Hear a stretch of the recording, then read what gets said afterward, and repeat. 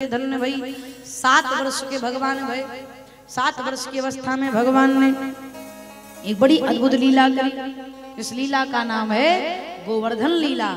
आज हमारे यजमान जी के लिए एक बार ताली बजाओ तो आगे बताएं। देखिए हमारे ठीक पीछे श्याम सुंदर गिरिराज जी को उठाए और उठाए ही नहीं है, 56 भोग छपवा दिए हैं। 56 भोग बैनर में छपवा दिए हैं, चाहे आवे और चाहे ना आवे इसी में भोग लगावे है, इसलिए छपवा दिए हैं। बहुत अद्भुत इनकी व्यवस्था और इनकी सेवा और इनकी श्रद्धा, इनका समर्पण बिल्कुल मेरे लिए सराहनीय। इसलिए व्यासपीठ से मैं बहुत बहुत धन्यवाद करती हूँ आपको इतना सुंदर आयोजन करने के लिए। दर्शन करें आप। भगवान 7 वर्ष के हैं। एक दिन श्याम सुंदर गैया चरा करके आए, यशोदा मैया के पास गए, प्रणाम किया। बोले मैया बड़ी जोर की भूख लगी। मैया ने कहा लाला आज घर में जय जय है, ध्यान से समझो, जब तक जय जय नहीं हो जाएगा भोजन मिलने वाला नहीं। ठाकुर जी ने कहा किसकी जय जय है जो इस जय जय में पाबंदी लगाई जा रही है? किसकी पूजा है जो पेट पूजा नहीं हो सकती? मैया ने कहा इंद्र भगवान की पूजा। भगवान हंस पड़े, बोले ये इंद्र देवता कब से भगवान हो गया? अरे क्यों पूजा की जाती है इनकी? मैया ने कहा देख लाला तेरे प्रश्नों का उत्तर तेरे बाबा देंगे, जा। बोले बाबा हम इंद्र देवता की जय जय काय को करते हैं, इनकी पूजा काय को करते? तुरंत बाबा कहते हैं परिजन्नो भगवा इंद्रो मेघास्तशात्ममूर्तयः ते वर्षन्ति भुञ्जाना प्रीणनम जीवनम पयः। हम सबके देवता इंद्र हैं, उज्जवल वृष्टि कराते हैं तो गैया घास खाती हैं, घास खाती हैं तो दूध देती हैं, दूध देती हैं तो माखन बनता है, माखन बेच करके जीवन चलता है। इसलिए हम सब इंद्र की पूजा करते हैं। तो भगवान बोल पड़े कर्मणा जायते जंतु कर्मणेव विलीयते सुखम दुखम भयं क्षेमं कर्मणो वामिपद्यते। बाबा पता नहीं कितने लोग ऐसे हैं जो सूर्य भगवान को जल नहीं देते, लेकिन इसके बाद भी सूर्य भगवान रोज पावर देते हैं, प्रकाश देते हैं। बिजली का बिल ना जमा करो तो सरकार बिजली काट देती, लेकिन सूर्य भगवान को चाहे 1 लोटा जल चढ़ाओ या ना चढ़ाओ, लेकिन बेचारे रोज प्रकाश देते हैं कि नहीं? तो इंद्र भगवान, इंद्र देवता को जलवृष्टि करनी ही पड़ेगी, इसलिए आप निश्चिंत रहिए। बाबा ने कहा तू चाहता क्या है? तो भगवान कहते हैं बाबा हम चाहते हैं कि हम सब ब्रजवासी मिलकर के, इंद्र तो कभी दर्शन देते नहीं, इसलिए वृंदावन के जो प्रत्यक्ष देवता है श्री गिरिराज महाराज की पूजा की जाए। अच्छा लाला बता तो तेरे गिरिराज जी की पूजा कैसे होवेगी? बोले बाबा 56 प्रकार का भोग बनाओ। क्यों? ठाकुर जी ने कहा हम ही को खाना है तो जोरदार खावे। 56 भोग क्या है? केवल माखन मिश्री और रबड़ी रसमलाई का नाम 56 भोग नहीं है मैया। 5 ज्ञानेंद्रियां, 5 कर्मेंद्रियां, 1 मन, ये 11 चीज जो भगवान को अर्पण कर देता है, रोज ठाकुर जी को 56 भोग अर्पण करता है। इस 11 चीज को समर्पित कर देना ही 56 भोग है।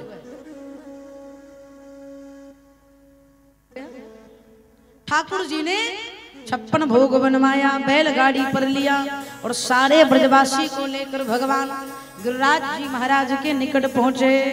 बोले लाला बता तेरे गोवर्धन की पूजा कैसे होगी? ठाकुर जी ने कहा सबसे पहले गिरिराज जी को स्नान कराओ। अब 1-2 बित्ते को हो तो काम चले। 7 कोस के गोवर्धन जी, 7 कोस के। सारे ब्रजवासी गए यमुना जी से मटकी में जल भर कर लावे, नहलावे। 3-4 घंटे बीत गए। बोले लाला स्नान हुआ कि नहीं? ठाकुर जी ने कहा अभी मेरे तो गिरिराज भगवान के नाखून भी नहीं भीगे। ब्रजवासी ने कहा देख लाला तेरे इतने बड़े भगवान, हम लोगों से ना नहीं होगा। भगवान ने कहा चिंता मत करो, चिंता मत करो, सगरे नेत्र बंद करो और हम अभी गंगा मैया को प्रकट करते हैं। जैसे ब्रजवासियों ने नेत्र बंद किया, भगवान मानसी गंगा को प्रकट किया। बोले गंगा महारानी की।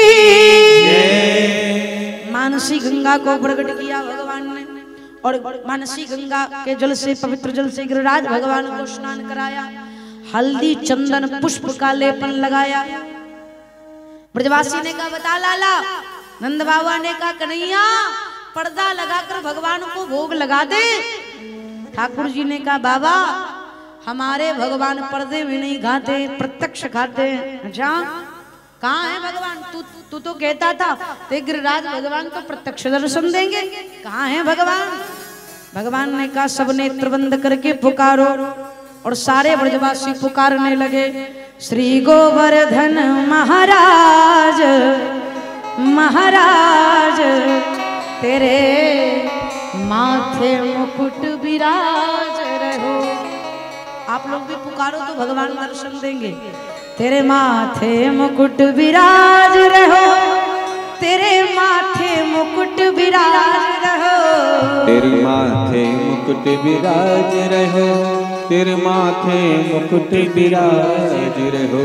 श्री गोवर्धन महाराज महाराज तेरे माथे मुकुट विराज रहो। श्री गोवर्धन महाराज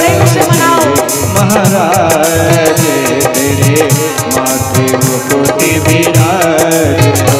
श्री गोवर्धन महाराज महाराज तेरे माथे मुकुट विराज रहो। श्री गोवर्धन महाराज महाराज तेरे माथे मुकुट विराज। गिरिराज महाराज की।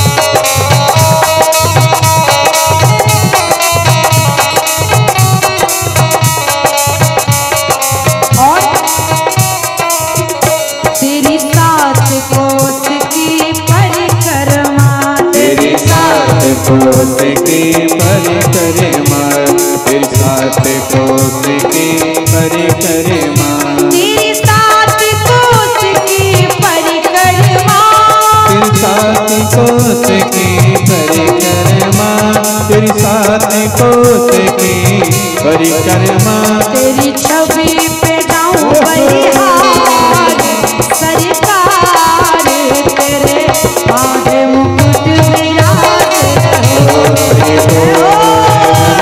महाराज महाराज तेरे माथे मुकुट विराज रहो। श्री गोवर्धन महाराज महाराज माथे मुकुट विराज रहो। श्री गोवर्धन महाराज महाराज तेरे माथे मुकुट विराज रहो। अधरों पर बंसी साज रहो, अधरों पर बंसी बाज रहो, तेरे माथे मुकुट विराज रहो। तेरे माथे मुकुट विराज रहो। चरणों में गंगा साज रहो, अधरों पर बंसी बाज रहो, तेरे माथे मुकुट विराज रहो, तेरे माथे मुकुट विराज रहो।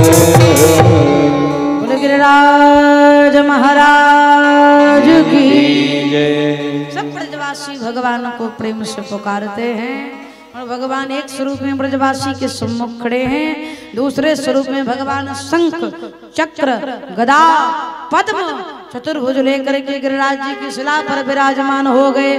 बोले गिरिराज महाराज की सब भगवान का दर्शन की और भगवान को भोग पवाने लगे। श्याम सुंदर भोग पाने लगे। मधुमंगल ने कहा कन्हैया लगता है तेरा भगवान कई सालों से भूखा, प्रसाद और साथ छोड़ेगा कि नहीं। ठाकुर जी ने कहा चिंता ना करो सबको मिलेगा। तब तक एक ने कहा नंद बाबा से बाबा देखो तो गिरिराज महाराज अपने कन्हैया जैसे लग रहे, कहीं तेरा लाला भगवान तो नहीं। ठाकुर जी ने कहा छोटी छोटी बातों पर हमको भगवान बना देते।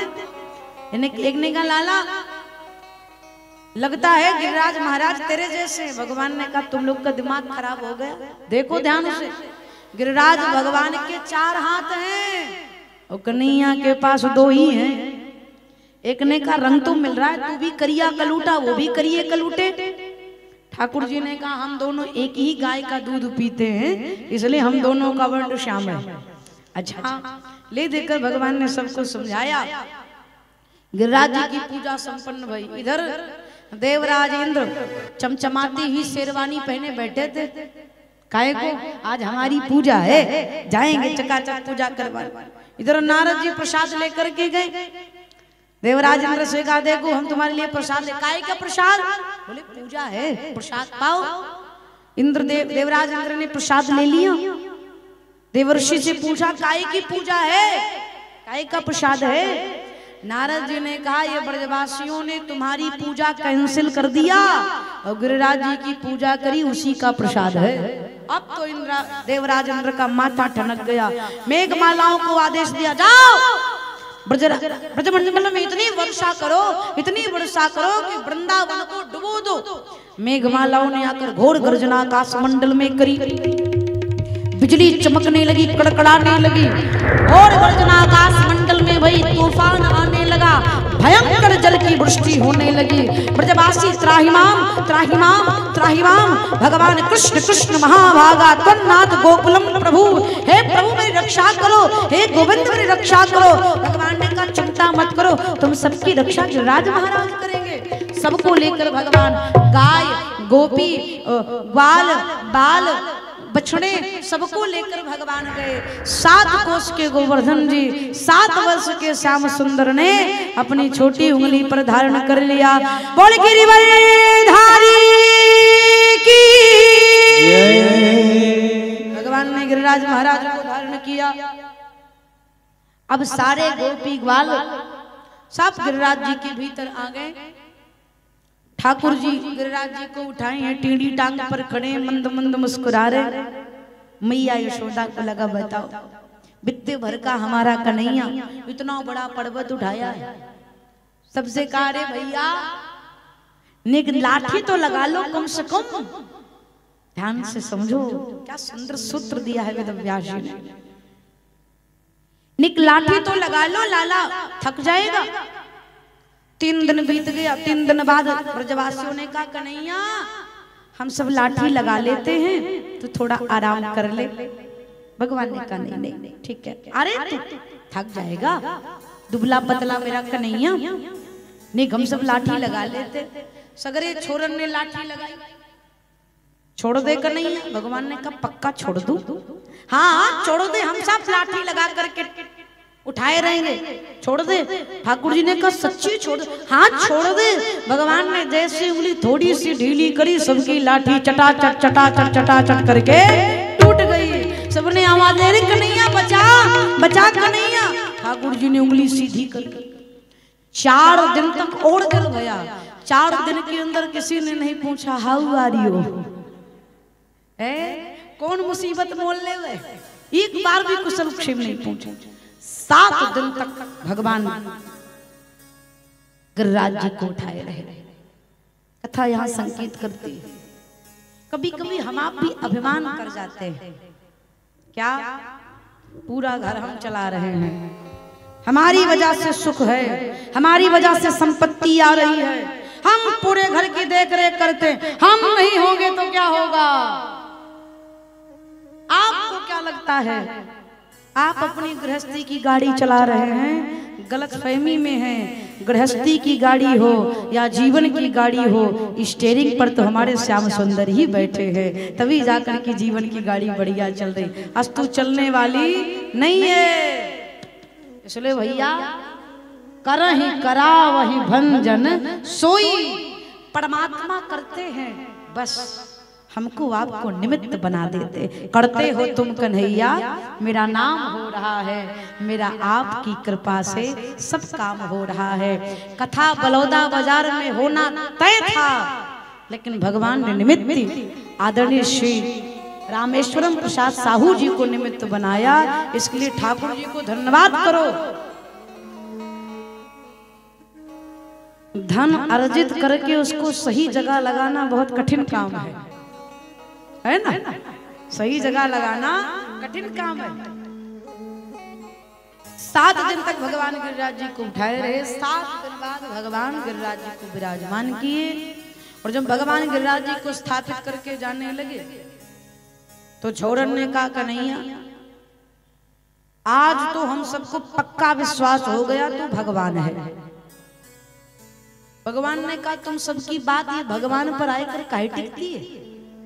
कहो हम भगवान कैसे भय? छोरन ने कहा बताओ, तुमसे गोवर्धन उठ गया, तुमने गोवर्धन उठा लिया, हम नहीं उठा पाए, इसका मतलब तू भगवान है। भगवान कहते ना मैंने गोवर्धन नहीं उठाया, फिर कछु माखन का बल बढ़ो, कछु गोपियन करी सहाय, श्री राधा जू की कृपा से मैंने गिरिवर लीन उठाए। ये गोपियों की कृपा है। ऐसा माखन खिलाया हमारी मैया ने, गोपियों ने, और श्री जी की कृपा भई कि हमने गिरिराज जी को उठा लिया। छोरन ने कहा देख कन्हैया झूठ मत बोल, माखन तो हम तेरे से ज्यादा खाए, हमसे तो नहीं उठा। ठाकुर जी ने कहा अच्छा एक बात बता। भगवान ने सोचा इनकी भाषा मैंने समझाऊं। ठाकुर जी ने कहा तुम सब हमको प्रेम करते हो? ब्रजवासी ने कहा खूब। अच्छा बताओ जब मैं गिरिराज उठाया था तो तुम लोग मेरी तरफ देख रहे थे? बोले हाँ। बोले बस मेरे देवता गिरिराज जी ने कहा था जब तुम गिरिराज उठाओगे और जितने लोग तुमको देखेंगे उनके शरीर की शक्ति तुम्हारे भीतर आ जाएगी। सो तुम्हारी शरीर की शक्ति मेरे भीतर आ गई, इसलिए मैंने गिरिराज जी को उठा लिया। छोरों ने कहा वही तो, हम लोगों को चक्कर क्यों आ रहे हैं?